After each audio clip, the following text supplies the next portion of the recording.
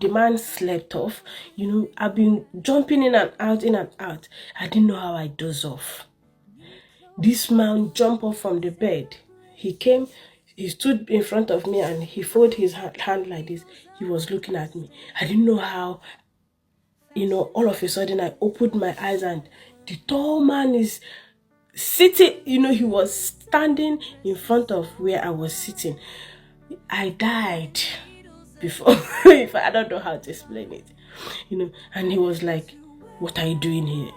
What are you doing in my room?" Why? I said, sir, please, my agency said I should come and look after you. He said, why are you following me around? What? It was not easy. Since after that day, I vowed never one-to-one. This caregiver that lost her life, I heard she's a living carer, and it reminded me of my experience when I did one-to-one, and this happens to be in a care home. Talk more of someone doing living. It's more like a lone working. So that very day, it was my first time doing one-to-one. They said, when agency booked me, the agency said, Juliana, you'll be going for one-to-one. And I asked from my training that you need to inquire the care plan, the type of person you are going to look after. They said to me, no, there's no problem. Just all you have to do is to go there and sit with the person, that's it, and see what the person is doing, then you record. I was not told of any other thing. So when I got there, during handover, they said, who is for one-to-one for, they said, resident. I said it was me. So the senior that was doing handover, she smiled. I didn't understand why she laughed. Because she was like, all right. When I understood the reason was during the shift, the man, sometimes he would just jump up from the bed and he would be like, what are you doing in my room? What are you doing in my room? I'll be like, sir, I'm sorry, I'm here to do one-to-one. He'll be like, what do you mean? He'll be coming so close. I have to go outside, And when I come outside, the staff would be, oh no, please, you have to stay with him. He's at risk of self-harm. This thing was going on and on and on. After some time, he would sleep for like 10 minutes.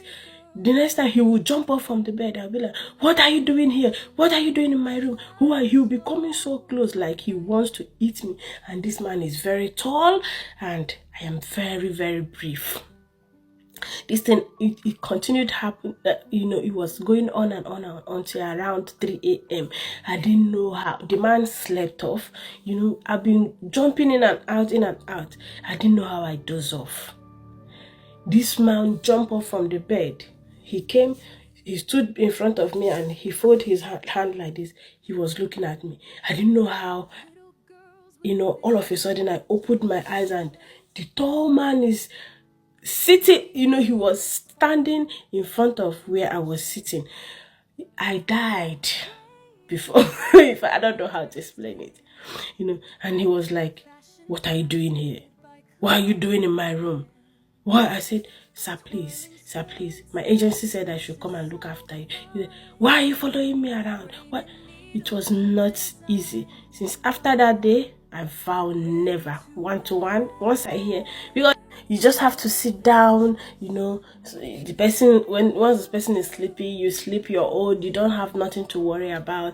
No, you have a lot of things to worry about. Whatever thing they are doing, you have to document. If they are going to the toilet, you have to follow them. Anything they are doing, if they are sleeping every hour, you have to be documenting what they are doing. It is not easy. And this happens in a care home. Whenever I run out of the room, the staff, they will be laughing because they said they are used to, that is how he does. He can beat you, he can hit you, he can kick you, and I'm like, this person is not supposed to be in the care home. They should take the person to them. They said they have not finished assessment, they have been complaining, so they assigned the person one-to-one. To me, that person should be 3-to-1. Very tall and huge, and this is what agency sent me.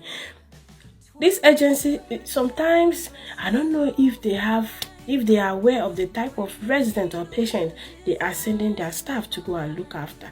And sometimes when you ask, they might not call you again for shift because they will be like, you're not ready to work, you're not going to make money for them. So it's a pity that she lost her life doing this job, but self-defense, if anything, if it's getting that serious, my dear, run. That's the best thing you can do, because if you say you want to hit back, or you want to, if anything goes wrong, they will still put the blame on you. They will say it's mental health, they have dementia, they've got this one, they've got that one, they don't know what they are doing. You that protected yourself to defend yourself, everything will still go against you. So please